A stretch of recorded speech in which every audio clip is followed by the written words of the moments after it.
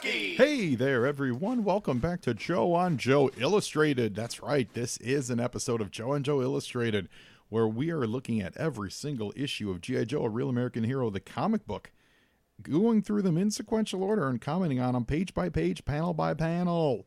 That's right. We're applying what we do on the normal JoJo podcast to every issue of the comic book. It's awesome. And I'm loving it. And this week is G.I. Joe number 25. Now, if you're asking yourself, what about issues 1 through 24? Well, if you want to hear issues 1 through 24, you can go to patreon.com/JoeOnJoePod and sign up to be a patron. For only $3 a month, you can hear every other issue in the canon for Joe on Joe Illustrated. We covered the silent issue. We covered the assault on the pit. All that good stuff. And of course, next week we're doing G.I. Joe number 26, which is the origin of Snake Eyes. So go on over to patreon.com/JoeOnJoePod and see how you can get exclusive access. It's only $3 a month, and you're going to get at least 4 to 5 podcasts of these issues every single month. And I hope you enjoy them as much as I enjoy doing them. Now, this month we are dealing with G.I. Joe 25 from July of 1984. And if you guys know your numbers, that is the introduction of Zartan. Last issue, we talked a little bit on kind of like he appears in the last panel, but it's considered a cameo. They don't consider that as real first appearance. Well, this is it. It's a story called Zartan, and it's pretty great. And what's really funny is it actually ties in thematically and location-wise to next week's episode of the regular Joe and Joe podcast, in that both issues are dealing with Alcatraz. That's totally random. I didn't even realize that until I sat down to record this. I was like, wait a minute, I just talked about Alcatraz on a recording. Oh, it's for next week's issue of Joe on Joe. So that's really cool. I'm excited about that. I like that synchronicity. I think that tells me that we're doing the right thing and we're rowing in the right direction. Now, before we dig into the book and before we start, the show with our You Were Saying segment, we got a few pieces of business that we need to take care of. First of all, I want to reach out to friend of the show, former guest of the show, comedian. You guys, hopefully you saw him at the Phoenix Comic-Con in his cosplay comic routine. He was dressed up as Fred from Scooby-Doo, Dave Amiot. Dave reached out to me and he said that in one of our previous episodes, we were talking about doing presidents as G.I. Joes. And he let me know that while they never did presidents in like the 3 3/4 size, which is what we're looking at, the kind of thing that's up my alley, in the recent past, Hasbro has done a series of figures called Soldiers of the World. And within that, like a subset of it, they did Leaders of the World. And they did so like 12-inch figures of George Washington, Abe Lincoln. They did Benjamin Franklin. Apparently, they even did a Bob Hope one, which ties into That's Entertainment episode. So I hope it came with like a dancing girl to give Bob something to play with in the toy box. So that's really cool. I liked hearing that, Dave. Thanks for sending that along. And as long as we're saying thank you, I've mentioned multiple times that as we do Joe and Joe Illustrated, I'm specifically reading through the G.I. Joe Complete Collection, those beautiful hardbound IDW editions. And as I'm working my way through them now, I've got all the issues themselves. They're all sitting in a box, but instead of pulling them out, I'm using these IDW ones. And as I'm reading through, there is some amazing backup literature on almost every issue by Mark W. Belomo.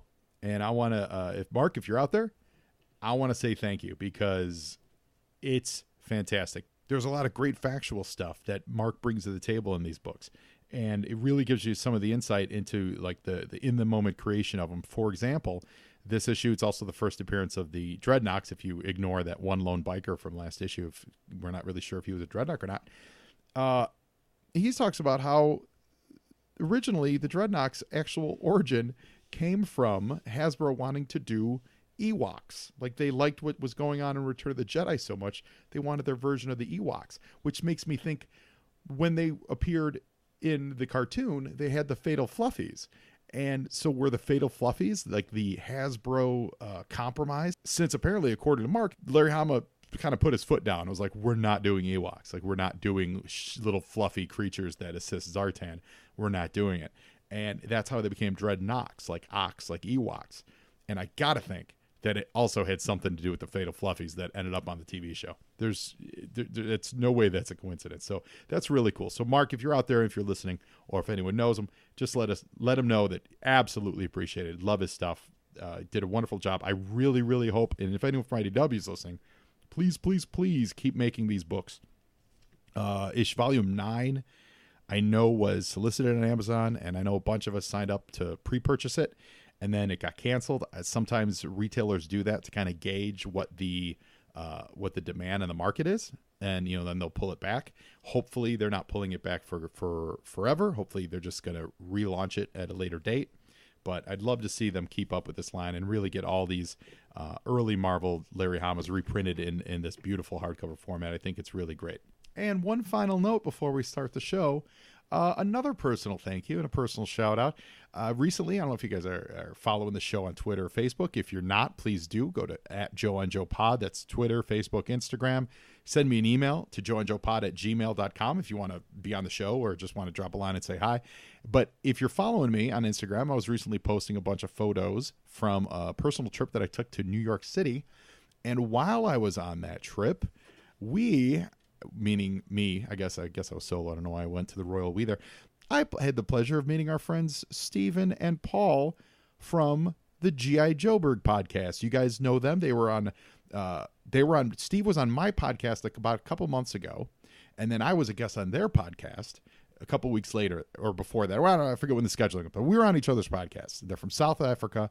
They were in the United States for the JoeCon convention, which they did a very successful Kickstarter. And I know that you listeners out there, you helped them get here. So I appreciate it very much. I know I pitched in, and we were able to meet up in New York because they were leaving and I was hitting town. And we went to see the USS Intrepid that's docked right off of Manhattan there. We were also joined by a listener of both of our shows by the name of Mike. And Mike, I'm sorry, I didn't get your last name, but New York Mike, you're very awesome. The four of us went around the Intrepid, and it was like a G.I. Joe fest. It was absolutely awesome. Like, I loved it. It was so cool. Four strangers. Well, I guess Steve and Paul really aren't strangers because they're kind of friends and they do a podcast together. But you know what I'm saying, guys. Four complete strangers walking around this aircraft carrier, getting to see a little piece of history. That was very cool. But also, we were just making friends and hanging out. We all got along. And you know what? That's from our mutual love of G.I. Joe. There were all kinds of G.I. Joe jokes flying. I know that Steve took a lot of video, and they do a ton of videos for G.I. Joeberg. They do a lot of the like toys in motion videos. So I think he's going to be cutting up them and putting them on YouTube and everything. So make sure, if you're not a listener of G.I. Joeberg, go over there, tune into their podcast, subscribe. I believe they got a YouTube channel. But either way, if you guys are listening, I had a wonderful time. Absolutely. Bottom of my heart. Thank you so much. Thank you, Mike from New York. You were awesome. Totally great. I loved hanging out with you guys. It was an absolute delight of my trip. I had landed in New York, and within 3 hours of literally landing in New York, I was hanging out with these guys at the Intrepid and talking G.I. Joe, talking just all these beautiful aircraft that, we were looking at ways that they were transformed into the toys. Like we saw the real world, the helicopter, the Cobra, which and the Joes, they renamed it the Dragonfly. I mean, it was amazing. It was amazing. They had a stealth bomber there. It was absolutely great. So I'm gushing and I'll move on. But if you guys are listening, thank you so much. It was so much fun. And it really helped me kick my trip off to on absolutely the right foot. So now we're going to get to the show without any further ado. We always start Joe on Joe Illustrated with a segment we love to call You Were Saying, which is when we look at what other comic books were on the shelves in the month of publication. Now, G.I. Joe 25 was July 1984. So we're going to look over at DC Comics and see what was happening in DC of July of 1984. I got to be honest, not a whole lot. I mean, at least not a lot that we haven't talked about last month. So for you listeners, if you want to keep up, one of the things we talked about last month is they were doing one of the New Gods reprints, and this was one of the first times, I think it might be the first time, that they reprinted Kirby's 70s New God stuff. So issue 2 of that hits the stands. That's an amazing read. So that's always fantastic. Legion of Superheroes 313. Keith Giffen doing the cover. This is Giffen when he was starting to go into his more I don't know if the right word is cartoony phase, but more like abstract phase, which would eventually culminate, a few years down the road in his 5 years later version. But where like his faces were starting to get more elongated and everyone looked a little more doughy in his looks versus the kind of square jawedness that he brought to the table with like Great Darkness Saga. But it's wonderful. Like it's a wonderful. I love this era of Legion, and Legion of Superheroes 313. It's fantastic. That's got a great cover. The Legion's flying over the city. Now, Justice League 228 is fun. It's the return of the Martian Manhunter. Martian Manhunter had been written out of the book quite a while ago, and they said that he was conducting like the war with the white Martians on his planet of Mars, and they basically wrote him out of the Justice League, which really was his only book. It was his home book. And if you follow the Justice League really since the Giffen-McGuire era, which is about, what is this, 84? Giffen-McGuire, I think, is like 88. So it's about 4 years later. No, they might be 87. It's about 3 years after this. That was the era that cemented John as kind of the emotional core of the Justice League. And he's been a stalwart member for almost pretty much the whole time since then. Recently, when they relaunched Justice League for the Scott Snyder version, he made a point of saying, oh yeah, Martian Manhunter is really important, and he brought Martian Manhunter back to the league. And that's what happened this month in Justice League 228. Manhunter had been written out of the book for quite a long time, and this is them bringing him back. Now this is right before Justice League Detroit started, which if you're not a big Justice League fan, don't worry, we haven't talked about that yet. The Justice League Detroit's going to start in about 4 or 5 issues. I think about 5 issues from now. So it's still the like Firestorm and Ralph Dibny, the Elongated Man, and Zatanna and Aquaman. They're still on the team, and Martian Manhunter makes his way back to Earth.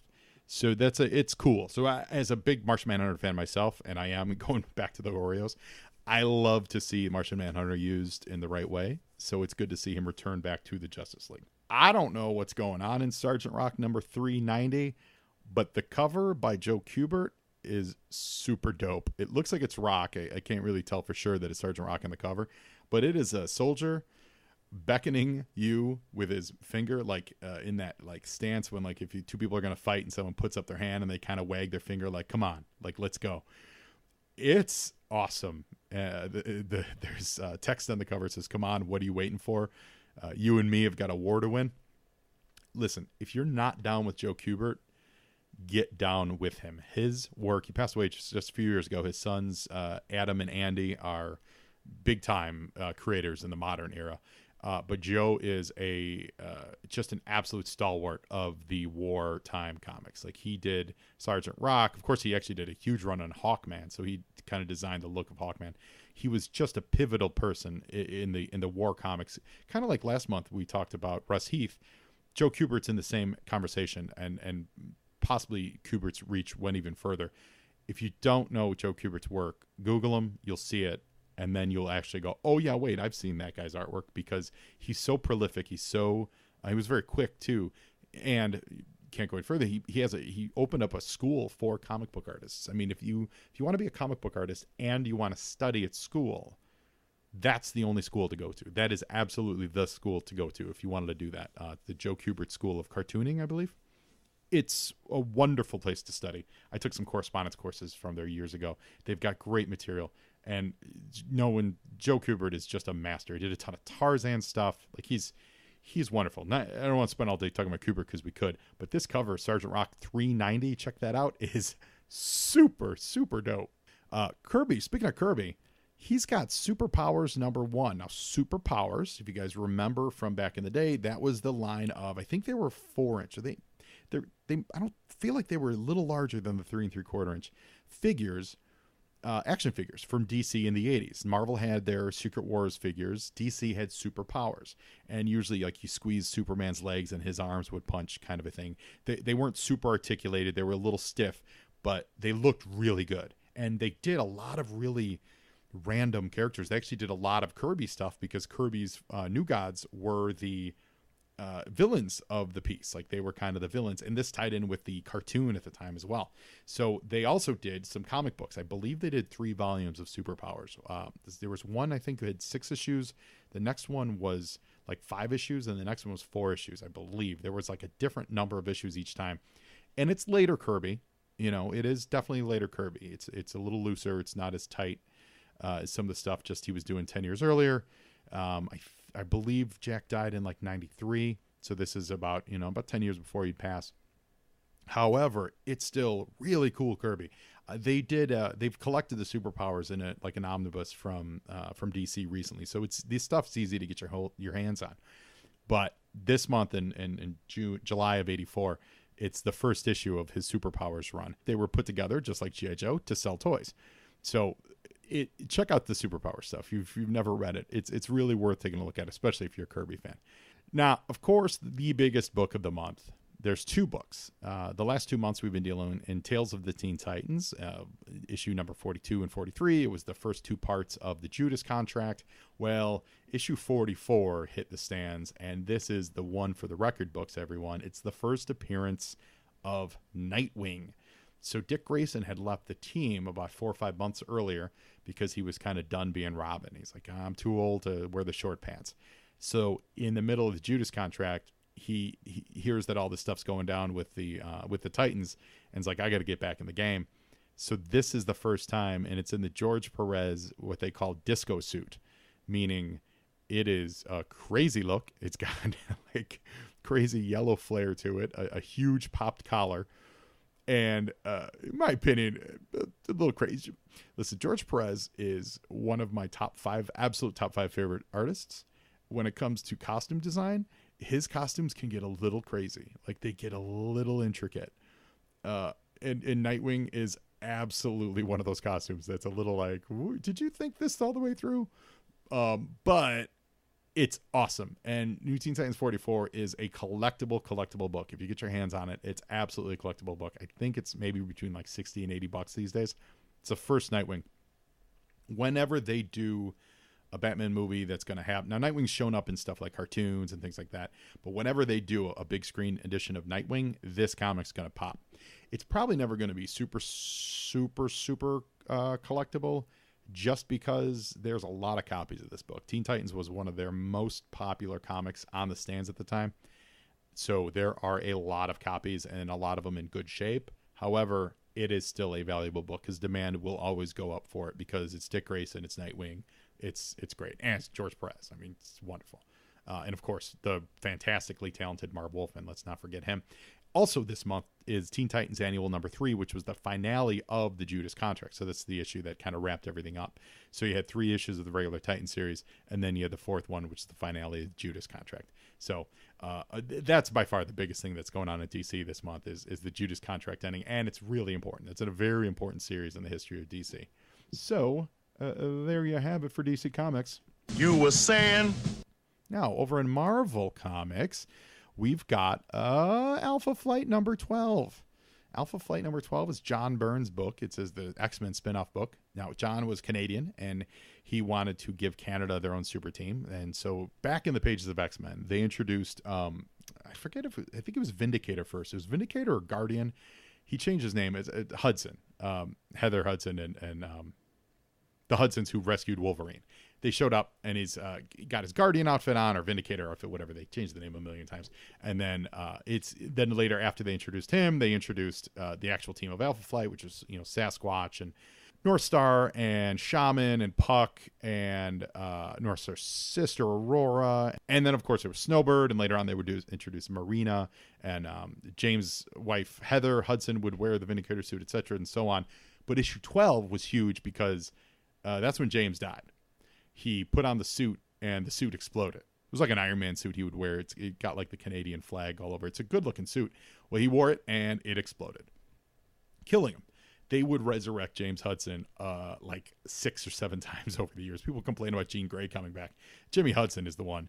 You got to stop bringing him back. But now at this point, actually, it's a trope. At this point, you know, it's like some of the best or worst, depending on where you look at it, Family Guy jokes that just keep going and going and going and never stop. So killing James Hudson and bringing him back, that's a thing. However, Alpha Flight number 12, that's the first time they did it. It's very shocking. Speaking of Alpha Flight, they actually guest starred in this month's ROM 56.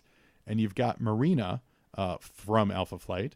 She's on the cover. You got Rom and Snowbird swooping in, and you got a beautiful cover by John Byrne. So if you're an Alpha Flight completist, check out ROM 56.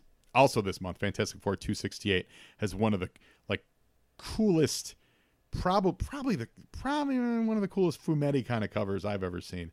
They were experimenting at the time with occasionally using real life photos. They did a Spider-Man one with a guy in a Spider-Man costume. I believe they did a Dazzler one. And in this one, it's Fantastic Four 268, and it's a real life Doom mask with some like red eye beams bursting out of the mask. So it truly looks frightening. This is pre-Photoshop, so like they did it in post without computers and stuff. So it definitely has got that look to it. But it's really very cool. X-Men 183 has got to be one of the greatest X-Men stories, probably my top 10 of memorable, wonderful X-Men stories. It's a story I reference all the time. It's actually very poignant right now because if you're following the current adventures of the X-Men, you know that Kitty Pryde and Pyotr Rasputin were supposed to be getting married, and spoiler alert, didn't necessarily go as planned. X-Men 183 is the first time that it didn't necessarily go as planned. Marvel Superhero Secret Wars, which at this point they were at issue number 3, that was happening, and that was it was a story that when Marvel told it, they said, okay, these 12 issues are going to happen, but all the stories in the regular books are going to continue on after the end of the Marvel Superhero Secret Wars story. So there were a lot of changes in the pages of books like Uncanny X-Men, like Amazing Spider-Man. We've talked a couple months back, Spider-Man got the black costume, but you didn't really know how it happened. Well, over in the X-Men, what happened is the X-Men came back from the Beyonders world, battle world, and Colossus, who had previously been dating Kitty Pryde, he came back and was like, and so if you're reading X-Men, you don't know exactly what happened on Secret Wars yet, but he comes back and he tells Kitty, yeah, I met someone, and, I kind of fell in love with her, and so I don't think it would be cool for us to be together anymore, basically breaking her heart. And on a side note, if you're currently reading the X-Men Adventures, they use that as one of the cheap cop-out reasons is to not get them together. I don't buy it. I'm not very happy with it. But X-Men 183 is awesome because that happens, and he breaks Kitty's heart, and she goes crying away. And let's get real here. It was always a little awkward because at the time, Kitty was still being portrayed as like an adolescent teen, like 15-year-old, maybe even a little younger. And Colossus was absolutely at least 18, if not 19 or 20. So there was always a little creep factor going on, but let's overlook that. Either way, he broke Kitty's heart. Then Wolverine and Nightcrawler, well, it was really at Wolverine's insistence, Wolverine goes, you know what? Basically, you're going to act like a man. Like you're going to treat Kitty like you're this big man. We're going to treat you like a man. And he and Nightcrawler is wearing his image inducer so he doesn't look blue and furry. They take Colossus to a bar and they get him drunk. And Wolverine, while they're at the bar, happens to scent out that the Juggernaut is at the other side of the bar in his civilian outfit. He's not wearing his costume. And he's not bothering anyone. He's absolutely minding his own business, drinking, having beer, just not causing trouble. And Wolverine decides he's going to teach Peter a lesson. Like if you're gonna be a big man and sleep around with women and blah blah blah, then sometimes you're going to get punched in a bar fight. So Wolverine proceeds to instigate a bar fight between Colossus and the Juggernaut, and they level the bar. It was expertly rendered by John Romita Jr. And the whole time Juggernaut's just like, leave me alone, dude. I'm here for a beer. And Colossus is like, oh, because he's all drunk. It is just an absolutely awesome storyline. Can't recommend enough. If any of this intrigues you, just go to your local comic shop and say, I need to read X-Men 183. It's got Colossus and Juggernaut punching each other in the face in the main thrust of the image. But if you look closely behind them, Kurt and Logan are hanging out at the bar Logan's hanging out as if nothing's wrong, and Kurt's like ready to fight because he's worried about Colossus. So there's so much going on in this cover that you wouldn't even notice it unless you look real close and go, oh, Wolverine doesn't care about this. It's absolutely fantastic. Ooh, over in Marvel Fanfare number 15.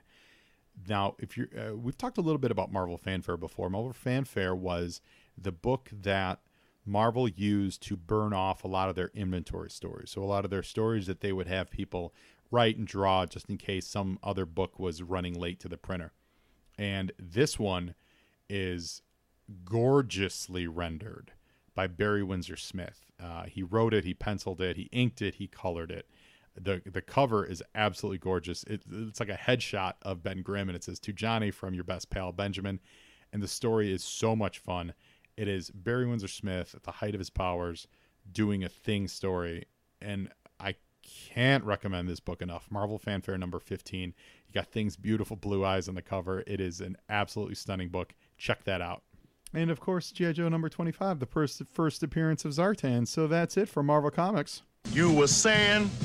And now let's look what movies were in the theaters of July of 1984. So July 1984, yours truly was turning 9 years old. That's right, everybody. It's my birthday this week, July 13th. So on July 13th, 1984, when I turned 9 years old, I think we covered a couple episodes earlier. We covered that for my birthday that year, we went to see Indiana Jones and the Temple of Doom. That was released back on May 23rd, and we absolutely did that for my 9th birthday. But you know what else was in the theaters on my 9th birthday, July 13th, 1984? One of my favorite films of all time, The Last Starfighter. Absolutely, just a marvelous piece of cinema. If you know The Last Starfighter, then you know it's amazing. If you've never seen The Last Starfighter, if you've never seen The Last Starfighter, go get it, go buy it. Just go buy it on DVD. And if you don't like it, listen, if you don't like it, send me an email and just tell me why you don't like it, and we'll talk about it on the next episode, because The Last Starfighter is absolutely a wonderful, wonderful film. My understanding is the guy, I don't know his name, but the guy who owns the rights is the guy who created it, and he's very protective of him. I know a lot of people have tried to do a sequel over the years and stuff. I'm kind of glad that it hasn't been like pimped out, but on the other hand, I would love to see another take on The Last Starfighter. One of the first films to use computer graphics to actually show the actual spaceships fighting in space, kind of like Tron from a few years earlier. But this is more like, instead of trying to replicate what a computer would look like, this was using computers to actually draw the spaceships. Like, it was groundbreaking. And the story is just absolutely wonderful. So if you don't know what The Last Starfighter is, you've never seen it, or even if you haven't seen it in years, get your hands on it. It's so wonderful. Also on July 13th, The Muppets Took Manhattan. That's right, the sequel to the Muppet movie. No, Muppets Take Manhattan is the third one. The Great Muppet Caper was the sequel. Muppets Take Manhattan was the third one. I loved Muppets Take Manhattan more than Great Muppet Caper. For some reason, Great Muppet Caper left me a little cold, even though I love Charles Grodin. But Muppets Take Manhattan was awesome. Kermit gets amnesia, and he ends up working in the diner in New York, and then the Muppets have to find him and convince him to put on a Broadway show. It's so much fun, and the rats run the kitchen. It's great. Muppets Take Manhattan is a really wonderful movie. A couple weeks later, you get a movie that's very funny, and was huge because they made sequels to it, and it was a absolute cultural lightning rod. And in most recent years, people have revisited it and gone, yeah, but it's also got some questionable things in it, and that is Revenge of the Nerds. And the questionable things would be at the end when he kind of, I forget the main nerd guy, kind of sleeps with a girl, and she doesn't realize it's him, and it's not really cool, and it's a little awkward. So it's one of those, like, in hindsight, does it really hold up? I don't know, but you can't deny the cultural impact that Revenge of the Nerds had. An absolutely huge impact. And also, finally, July 27th of 1984, rest in peace, Prince, Purple Rain. Purple Rain hit the movie theater. This is a film I did not see when I was a child. I think it was just the content was way too advanced for my 9-year-old brain, and then I didn't see it until I think I was really fully grown adult. It's a wonderful movie. The music obviously is amazing. It's Prince. Prince is Prince. Like, there's no superlative you could tack onto that conversation that's really going to do it any good. But the story itself is great. Like, it's a really good movie to watch. We watched it a bunch when he died. They were running it on like on a loop on some of these, like, VH1 or whatever. And yeah, it's your classic, like, the boy meets girl, artist needs to, like, find his own muse, and and he gets in trouble here and there. But with the combination of that with just Prince's amazing soundtrack, Purple Rain's a fantastic film. Like, it's really wonderful. So that's what was in the theaters in July of 1984. You were saying? Wow, I can't believe we've this podcast is going long, kids, because I can't believe we've already talked this long about all this other stuff. This is great. So we're going to get into G.I. Joe right now. Seriously, I just looked at the time. Wow, that's fantastic. So here we go with G.I. Joe number 25. Now, mass is ready. Boom. Cover by Mike Zeck and John Beatty. We've got a dragonfly flying perilously close to a water moccasin. So here's what I like about this cover. One, it's Mike Zeck. We know we love Mike Zeck. We're going to talk more about him, I think, as the issues progress. Two, it features, it's a real toyetta cover. Let's put it that way. Like, it is saying, here's a toy and here's a toy. And sure, if they were that close to each other, all four of these people would most likely be dead. But it is, these two toys are what we're going to be featuring, amongst others, in this comic book. And this dude, namely Zartan, welcome to Zartan. And he looks great. He's got looks pretty much exactly like the toy. He's got the shin guards and all that stuff. Cobra Commander is driving the boat, which is funny because like he's Cobra Commander. Really, he's driving the boat. But Zartan's stepping out of the gun turret, and he's going to take a shot at Wild Bill in the Dragonfly. It's a good looking cover. It really stands out. And there's just enough detail in the background. Not a lot, but just enough. There's swampy reeds over to the left, and that gives you enough of a place so that they're not just out in the ocean. Easily an artist could have overlooked that and just put them in water. So therefore, this could be happening anywhere. But by putting it like, you don't necessarily know it's technically like a swamp, but by having these like reeds, brush kind of sticking out of the water, it tells you that they're not over open water. You're not over, like the ocean. You're definitely near land of some sort. So that really grounds. It's a very small detail, but I think really important on this cover. So yeah, Mike Zeck, John Beatty, beautiful cover to G.I. Joe number 25. Yo, Joe! Stan Lee presents Zartan out in San Francisco Bay, written by Larry Hama, pencils by the great Frank Springer. Inks by Mike Gustovich, lettering Rick Parker, George Russos did the coloring, Denny O'Neil and Jim Shooter on the editing and editing-in-chief. Before we start, let's talk about Frank Springer, another legend. So last month we were treated with the wonderful Russ Heath. Frank Springer is absolutely a legend in the field. Let's see, he's a multiple winner of the National Cartoonist Society's Reuben Award. He's he's the president of the society and founding member of the Burnt Toast Gang. I don't even know what that means, but he started his career as a assistant on the comic strip Terry and the Pirates, which was he worked under our cartoonist George Wonder, and they were the direct descendants on the strip after creator Milt Caniff left the strip. If you're not familiar with Milt Caniff and like Terry and the Pirates, awesome adventure stuff, really great. It's on the same lines like Flash Gordon, Prince Valiant, Buck Rogers, all that stuff. There was some really good looking stuff. I think a couple episodes ago we talked a little bit about Al Williamson, and this is great. So that Frank Springer comes from a really solid background with Terry and the Pirates, and he started in the Silver Age in the 60s and 70s, and he worked over DC initially. It looks like he got his break on Batman 197 and also Dial H for Hero, but for what I think is really cool, he was the first artist in the first two issues of the Secret Six story. I believe that was out of Showcase Comics. Secret Six is a cool concept that DC has. It's never really taken off. It's a little bit like the Suicide Squad, except not as overtly, hey, these are villains. It's more that here's a bunch of people that they were brought together by a mysterious guy. In this case, it was a guy, they called themselves Mockingbird. Kind of like Charlie's Angels, where there was a Charlie and he was a mysterious voice and he'd say, hey Angels, you got to go fight crime. Same thing with Mockingbird, Secret Six, but they all had a secret. Like it was like blackmail that was being held over them, if my recollection is correct.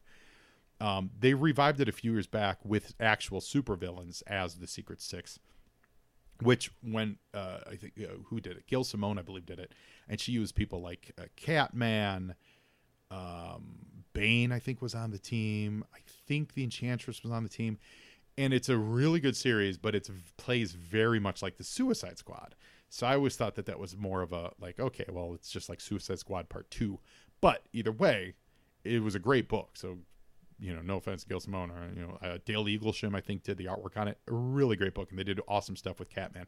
But Frank Springer originally did the artwork on Secret Six. He then went over to Marvel, and he worked on Nick Fury, Agents of S.H.I.E.L.D. in between some Steranko issues. He drew some Captain Marvel stuff. He did a Hercules backup in Kazar #1 from 1970. He worked on the Avengers, Captain America, that is, Spectacular Spider-Man, Spider-Woman. He did Dazzler. He did a ton of Dazzler. He did a bunch of She-Hulk. Actually, he was the inker on that. He was inker with Mike Vosberg on She-Hulk. He penciled on Dazzler. He did some What If. He did a graphic novel. So he worked on a lot of Marvel stuff. And eventually he went back over to DC in the late 80s, and he did Action Comics Weekly. And he also worked on Green Arrow. And, of course, G.I. Joe and Transformers. He would go on to pass away in 2009 at the age of 79. He almost made it to 80. And he looks like he left behind a wife and 5 grown children. So that's great. It sounds like he had a really full life, and I think his work's awesome. I actually really like his work in this. It's got a real delicate touch. It's just well done. I'm a fan. I think it looks really great. Thank you, Frank Springer. May you rest in peace, my friend. And let's get it on with Zartan from G.I. Joe 25. We open, of course, with Storm Shadow being driven in a boat out to Alcatraz. Earlier I said we're going to talk about Alcatraz on this issue and next week's episode of the show, and that's because we're doing a DIC episode called D-Day at Alcatraz. So G.I. Joe, I like these 2 issues because last issue they were in the Rockies, and they set up the fake base, which then Cobra Commander escaped from. And now they've moved over to San Francisco to house Storm Shadow. And what that's doing kind of subtly is it's kind of putting a foothold, like putting a landmark on America. And it's saying, hey, the G.I. Joe is going to protect from coast to coast. Like G.I. Joe's everywhere. It's not just East Coast. It's not just protecting New York. G.I. Joe can do stuff in San Francisco. They can do stuff in the Rockies. They're everywhere. Eventually, of course, it would lead to them being set up in Utah in the pit. But this is great. It's a real subtle moment, and I like to think that's what Larry had in mind. Also, you need a prison that's escape-proof. So you're going to put a ninja in it, and what better escape-proof prison is there than Alcatraz? Alcatraz, well, it's funny. Tune in next week. We talk a little bit about that, but it was actually closed in 1963. So at this point, it would have been closed for, 20 years. So here it is from the Alcatraz Wiki. During its 29 years of operation, the penitentiary claimed that no prisoner successfully escaped. A total of 36 prisoners made 14 escape attempts, 2 men trying twice. 23 of those 36 were caught alive, 6 were shot and killed during their escape, 2 drowned, and 5 are listed as missing and presumed drowned. The most violent was in May 1946. It led to, there were 6 prisoners, led to what they call the Battle of Alcatraz.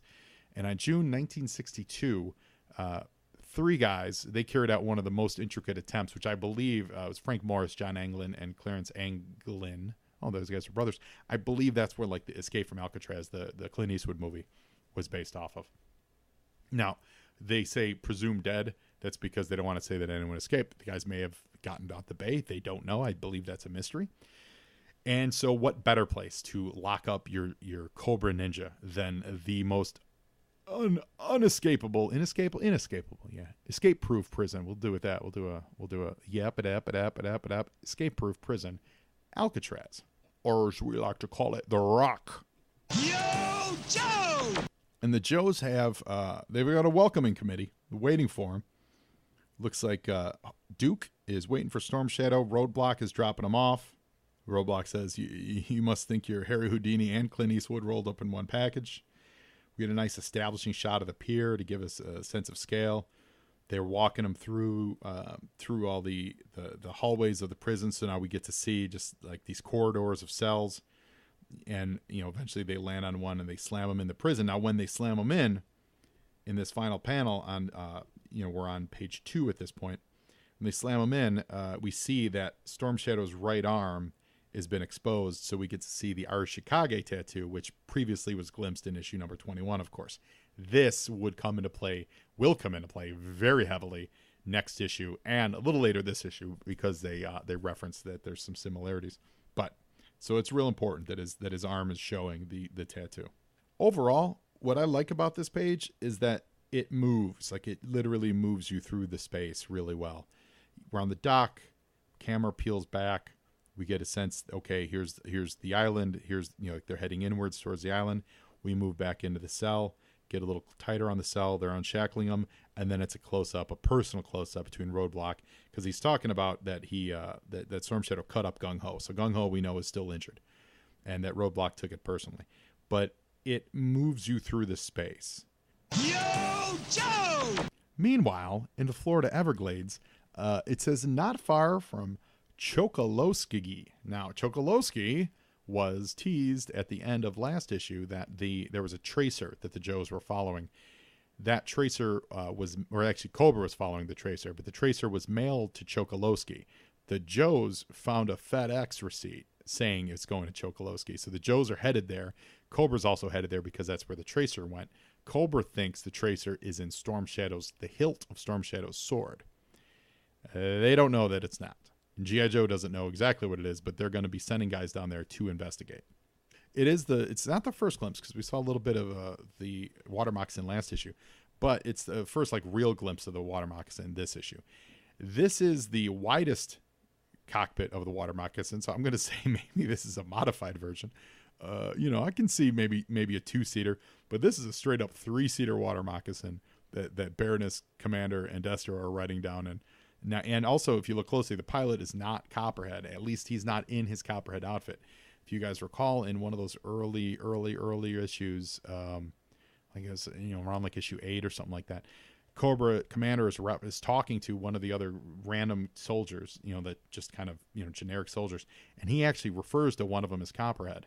So, and the other one refers to as Rattler, and I guessed at the time that was Larry just trying to give a little character to some of these no names. But you know how my brain goes, guys. I'm thinking, no, that really was the guy who would go on to become Copperhead. So this might be Copperhead. He just hasn't gotten his outfit yet. We'll see. I don't know. Maybe I forget when they actually introduce Copperhead. We'll see if there's anything that negates this.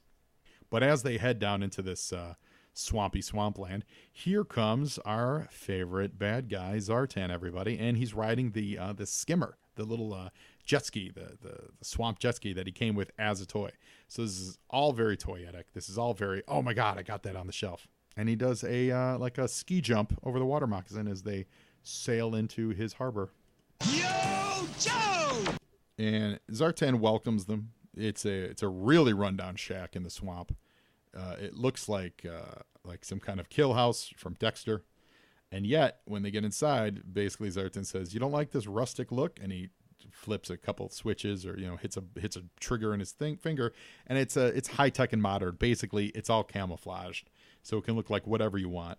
It's giving us a hint that his what we would learn to find as his master of disguise is not just contained to himself, but he's a master of holograms. So and later on in the comics, they would deal with that a lot. There were a lot of vehicles and trucks and vans that changed looks and everything over the time. So it's all set up right here in this first issue that Zartan, it's not just changing his own look, but he can do holograms that change the look of pretty much his surroundings as well. Yo, Joe! So here we're checking on some of the other Joes, and they're in the Gulf of Mexico. And they're on a ship it's a team kind of trying to get together. And we've got Torpedo and Tripwire and Wild Bill. And we get our first introduction to Cutter, pilot of the Whale. That's pretty great. And Zap, he's going to co-pilot one of the helicopters. We also get introduced to Deep Six for the first time. They make mention of Mutt and Junkyard, which are Mutt and Junkyard are just absolutely like top 10 figures for me. I've always loved Mutt and Junkyard. I love that he came with his own muzzle, and that the file card said like it was Junkyard, or Mutt was the guy you had to worry about biting you, not Junkyard.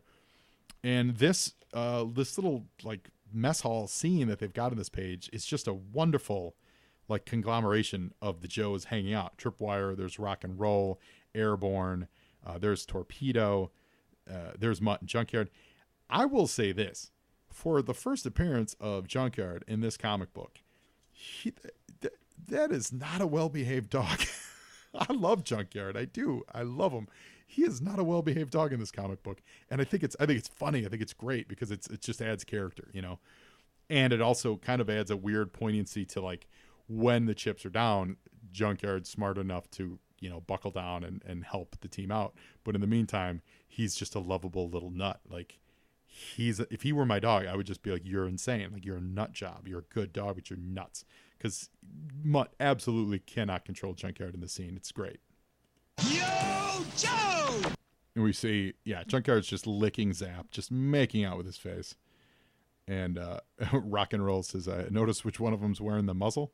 Because Mutt is completely protective of Junkyard. I love it. Like, this is just all character work. And I think this scene is the kind of scene that I think, to speak for everyone listening, this is why we fell in love with G.I. Joe. I really do. I don't think it was the bombs and the missiles and the military. I mean, that was all part of it. But, like, it's stuff like this that you go, oh, yeah, character. Like, oh, yeah, it's great. Like, Junkyard's a nut. And Mutt is also nuts. Like, he likes the dog better than he likes people, things like that. It's great. Now, this is crazy, though, in this middle panel, which is, I like the drawing of it. I like the perspective of it. So it gives you a sense of scale on the dragonfly. But when I first read it, I was like, that's not really what they're going to do. They got Mutt and Junkyard on the skids of the dragonfly. So we're going to see in a couple pages what that's going to look like. They're going to put a dog on the skids of a helicopter. That's a little far-fetched, I got to say, even for G.I. Joe. But let's look at these last two panels. So we've got Cutter, and we haven't introduced this killer whale yet. So this tells me that, like, they were given these toy designs, and Hasbro hadn't yet really finalized what they were going to come with. But they were like, here, start using these characters. And Deep Six, who normally it's really funny, is in this, he's absolutely in his, like, regular kind of seaman sweater and is just a regular, like, naval kind of look, casual look. And later on he gets in that spaceman underwater look. But in the cartoon, if you recall, he's, like, never drawn out of the spaceman look. Even in scenes where they're just hanging out in the pit, they never draw Deep Six outside of his Deep Six outfit. And here we first get introduced to him in his normal outfit. So I think that's great. I love the facial work here by Frank Springer. I think Springer's faces across this entire spectrum of the book, if you look ahead, like, to the next page with Gung Ho, the differences between Cutter and the emotion that he puts on Deep Six in this final panel, it is just like ennui. Like, it is absolutely wonderful. And that's what they're portraying. They're basically saying Deep Six is just a cold fish. He's a cool customer. He's not going to get too excited. He's not going to get, and that's apropos of his file card and stuff. But look at that look on his face. I mean, that's from, like, romance comic. That is from doing, cartoon strips and getting that kind of facial acting down. It's all through this book. It's really, really, really gorgeous and nice line work. You could see, like, the feathering of the brush on the inking, and that was, of course, Mike Gustovich. Like, there's some great, great acting in this book. Yo, Joe! And here we go. Snake Eyes paying a visit to his buddy Gung Ho. He's bringing him some soup, specifically some gumbo, and Gung Ho is in he's in a secluded wing of Bethesda Naval Hospital. Now, there's a little bit of weirdness happening here. Might have just been a coloring mistake. When Snake Eyes is walking towards Gung Ho, his sleeves are totally down, and then he puts the gumbo and he reaches over Gung Ho to, like, put the gumbo out, and then just happens that his sleeve comes up on his arm. No one's pulling his sleeve up. It's weird. Like, I feel like it should have been, like, it might have been miscolored in that first scene, like he was just walking in with his sleeves rolled up, etc. However it happens, Gung Ho notices that same tattoo is the same tattoo that was on the Cobra Ninja that cut him up, thus leading Snake Eyes onto the adventure that would eventually lead to his origin story next issue. And he pulls like a Batman, and he just disappears from the hospital room here, leaving Gung Ho to mend on his own. Yo, Joe! Speaking of mending, everybody, I want to give a quick shout out to my dad, who's mending from a little procedure. He's going to be fine. Everything's going to be great. But if you happen to be sitting around on the mend and you're like, hey, let me tune into Joe and Joe, because as you're wont to do, Dad, I hope you're feeling better. There you go. Little personal note. If I can't give a shout out on my own podcast, what good am I? Meanwhile, back at the pit, we've got General Hawk. Well, he's not General yet, but we've got Hawk and Scarlet. And talking about, they got a call from Cutter. The choppers are about to drop the team off at Florida. And this is a little bit of narrative heavy lifting for us, reminding us that the reason they're going to Florida is because that FedEx receipt going on. I love that the idea that either A, quite possibly, most likely, Storm Shadow left the receipt so the Joes would find it and actually go there. But B, there's also the possibility that Storm Shadow was holding on to the receipt so that he could get reimbursed by Cobra for his taxes. I'm just going to say. And while they're there, Gung Ho basically gets word to Hawk that he realized, oh, there's a connection between Snake Eyes and that ninja they caught. So they better warn the guys at Alcatraz. And so, of course, Scarlet was there when they first met. But she never saw the tattoo. So she doesn't know about it. But she is aware that they had that fight at the Silent Castle just 4 issues earlier. Yo, Joe! So this is the the page that's absolutely crazy. We've got a dog on a skid of a helicopter, guys. Like, also, for the record, we've got a lot of people on skids of helicopters. It seems like I know we got to sell toys, but maybe they could have used a regular, I don't know, whatever kind of helicopter that actually is meant to carry people. I know we got to sell toys, and I know you could put the soldiers on the skids. There were pegs for their feet. I get that, but this just seems unnecessarily risky, especially with Junkyard. It's crazy. So listen, it's comic books. You know I love it, but it's a little crazy, guys. And more wonderful acting. We haven't yet seen the shark, so we don't know what the shark looks like. But we're getting introduced to Deep Six, and we see he's in some kind of like spaceman outfit. And just a look of ennui, and that's the right word for it, ennui, on Deep Six's face in that final panel is absolutely great. Yo, Joe! Zartan, we learn, he knows that the tracker was there. He knew that the tracker would lead the, quote, assassins that were going to, like, hurt Storm Shadow to him, so we get Firefly and Wild Weasel. So they've been held captive by the Dreadnoks, which we're just meeting for the first time here. So it's like last issue we were introduced to these 2 bad dudes who probably get kidnapped by a bunch of bikers. So that's kind of funny. And for my money, I don't think it ever really, it didn't cement Firefly as the kind of badass that he really should have been and later was portrayed as. I think Firefly should have been a little more formidable. And this introduction that we got to him via the comics puts him on this level of clown. I think Scrap Iron's on the same level of clown, but I think that's fine for him. But like Firefly is meant to be this saboteur, just this bad dude, you know. And his intro in these last couple issues really just hasn't lived up to it. So it's like he's got a hole that he needs to dig himself out of throughout the course of this series. Now, having said that, what this does do is it sets up Zartan as a major pimp. Zartan and the Dreadnoks too as major formidable dudes. So if that's the trade-off, if the trade-off is, okay, these guys, it's the old, it's the Worf thing of, a Next Generation. Worf always had to fight someone stronger than him, so it made him look weaker. If that's the trade-off that we get in order to establish Zartan as one of the major bad guys of the entire run, even till today, that's fine. I'm totally fine with it. But as a kid and in rereading it now, that's still the effect that I'm getting, is that just I was never really impressed by Firefly. Yo, Joe! And here we see Zartan's camouflage powers at work for the first time on his person. So he's assuming the look of Firefly, like as they hold hands, like a chameleon would. Another small side note, I had 2 or 3 chameleons when I was a kid, and the first one was Zartan. And then when he died, I got 2 more, and they were Xandar and Zorana.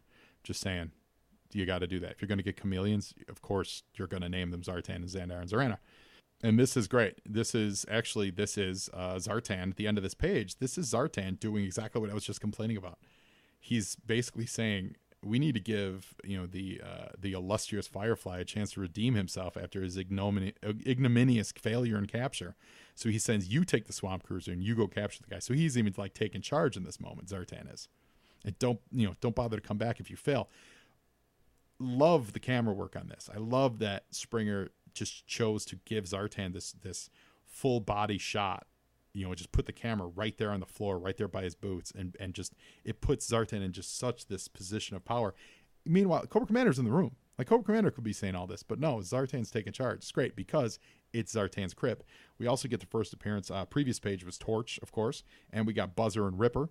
they're manning the like the computers, the radar scanners and stuff like that. Yo, Joe! And we see the dragonflies. They're flying low over the swamp, and they drop them off into the mud, of course. And doesn't Mutt do anything but complain? And I think it's probably Wild Bill. At least he's housebroken, or whoever's flying that one. I don't know if that's Zap or Bill. And Tripwire, of course, trips as he's falling off the skid. In fact, the dog Junkyard gets off the skid with more ease than Tripwire did, and legit. Like Tripwire goes like face first into the mud, like not just hands first, like straight face first. Tripwire is a mess. Let's just put it that way. It is a mess, but it's a good looking swamp too. It's absolutely believable. Like it works well. Gives us a nice bit of atmosphere. Swamps can be hard because they are so kind of unique looking. You've got both the foliage and then you've got the water, and it's got to be like murky and dirty, but this is good. This does a good job. I wonder if I don't know if Springer did any Swamp Thing stuff.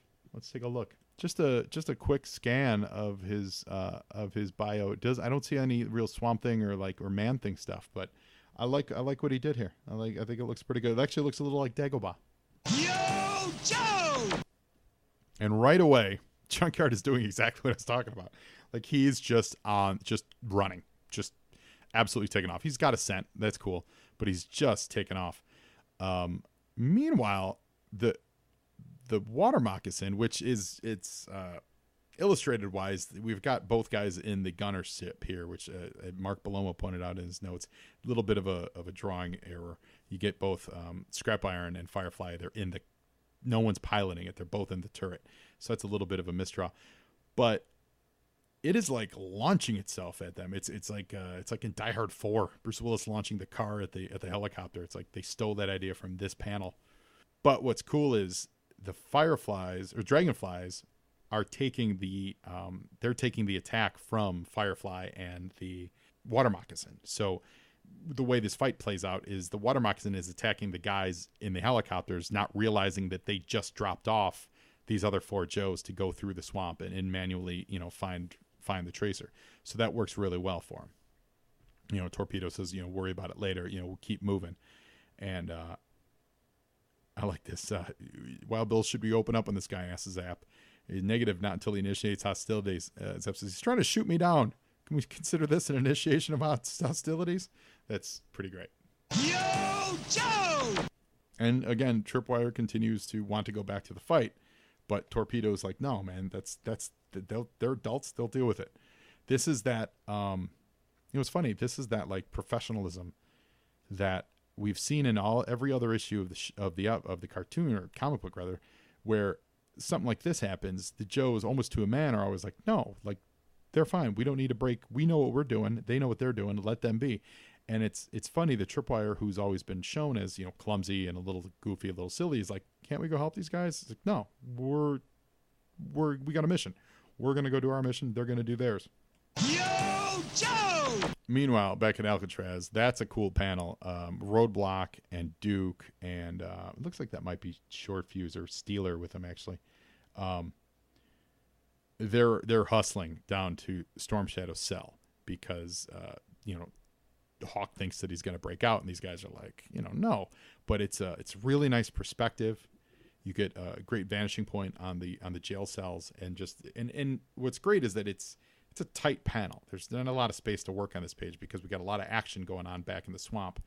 But in just this tight panel, there is the hint of a panel break, and it is a full panel break, but it's just enough to really make this panel pop and make it bold. Where Roadblock's leg cuts out of the bottom left corner, this first panel, so it sets this apart. If you cover that up, if you just make that make the panel like cut his leg off, it doesn't have as much impact, but like it really brings a 3D effect to that image. Meanwhile, we get more ship to boat kind of acrobatics going on down in the swamp, and for the first time, we get the first appearance of the SHARC, which I was a big fan of. That was a cool toy. It could fly in the sea. It could literally fly in the sky. SHARC's very awesome. Yo, Joe! And on this page, we see that Deep Six doesn't care about being shot at. It's great. He's like, nah, I've got it. He's literally literally driving the shark with his feet. That's awesome.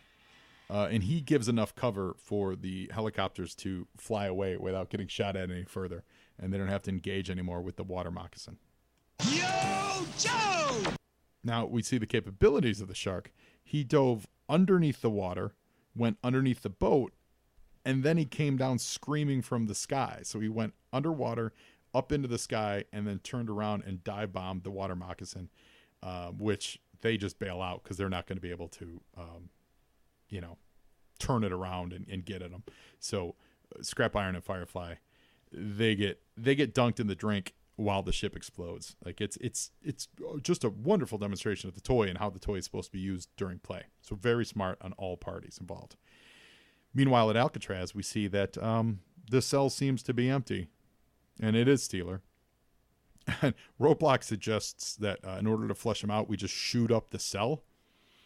Yo, Joe! That seems a bit extreme. And frankly, we don't know that he didn't do it because they kind of cut away from it. And now we've got there's throughout the course of the series, there's a lot of these great moments of all the leaders of Cobra, all the main Cobra guys, just squabbling. It's a royal court just bickering amongst themselves. And this is another one of those great scenes. So Zartan having to prove himself, and him threatening the Baroness and him and Destro and saying that they know things about each other and this and that, betrayal, treachery. There are things in your past best not forgotten. This is Baroness talking to Cobra Commander. Destro, like, betrayal. This is all Shakespeare. This is all royal court Shakespeare. Call it Game of Thrones. Call it whatever you want.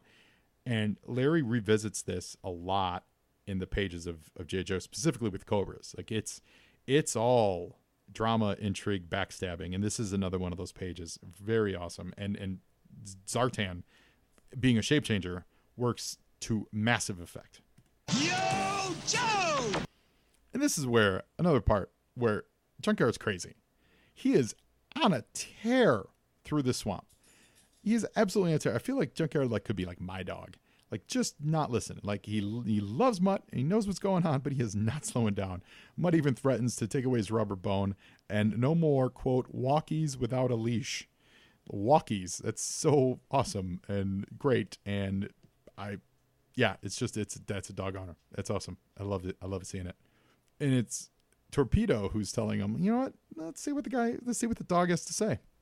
Meanwhile, we do find out that the cell in Alcatraz is empty. So Storm Shadow did escape. Yo, Joe! And we learn what Junkyard was after this whole time. Now, this sort of kind of doesn't make sense because when they first landed and they were getting... Junkyard was going crazy about something else. And then now he's actually barked Firefly and Scrap Iron up a tree. But they were fighting the Dragonfly where the... past where the guys were let off, if you know what I'm saying. So like the guys got let off, they went into the swamp, but now they've apparently circled back to where these guys are treed up. It doesn't matter though. Like I don't mean to nitpick it because this is awesome. So Junkyard does his job and he corners them up the tree. So that's really great. And of course, once they get him down, he's all on Mutt and he's licking him. And then once again, he goes running off because now he's going back to his original target, which was Zartan in the swamp, like the cabin in the swamp and all that stuff. It's awesome. So they're going to leave these guys tied up to a tree because they can't really recon with them. And I got to say, the drawing of Junkyard in this bottom with his tongue hanging out is like everything I've ever wanted in a dog. Just dumb, tongue dragging, running, amazing. Yo, Joe! Now we get the shark getting winched up back on deck and more Deep Six awesomeness. They're congratulating him, and he just doesn't care. He's his own dude. In fact, Wild Bill gets so upset at him, he's gonna punch him out. He calls him a stuck-up, ornery son of a, and they just say, hey, man, he's in a world of his own. Like, don't, depend on Deep Six to do his job. This is Cutter speaking. He's the best there is, but don't expect him to be friendly or even human. Just more character stuff. Like, this is why we love this stuff. Because we knew they won. They could have just landed and said, hey, all right, let's go get more Cobras. No, Larry takes like a full half page to define the character of Deep Six. Yo, Joe! And finally, we're back at the Royal Court of Cobra here at the cabin.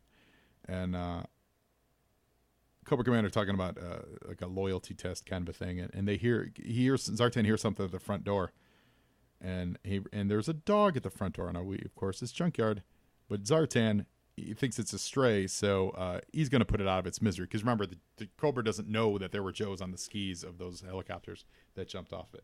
So we're left with a cliffhanger of, buy this comic or I'll shoot this dog kind of a cliffhanger, if you guys know what I'm talking about, going back to National Lampoons. That's it, man. That's it for G.I. Joe number 25. This is a fun issue. It is very exciting. Next issue, we get the start of the 2-part Snake Eyes and Storm Shadow. Remember to go to patreon.com/JoeandJoePod. Sign up for only $3 a month. You can hear all of these. We're going to keep plowing ahead. We're doing them. We're knocking them out, and it's so much fun. So I'm really excited. I love this. Frank Springer is amazing. Larry Hama is amazing. Everyone involved is amazing. You listeners, you guys are all amazing. And so with that, now you Joe, and Joeing is half the battle.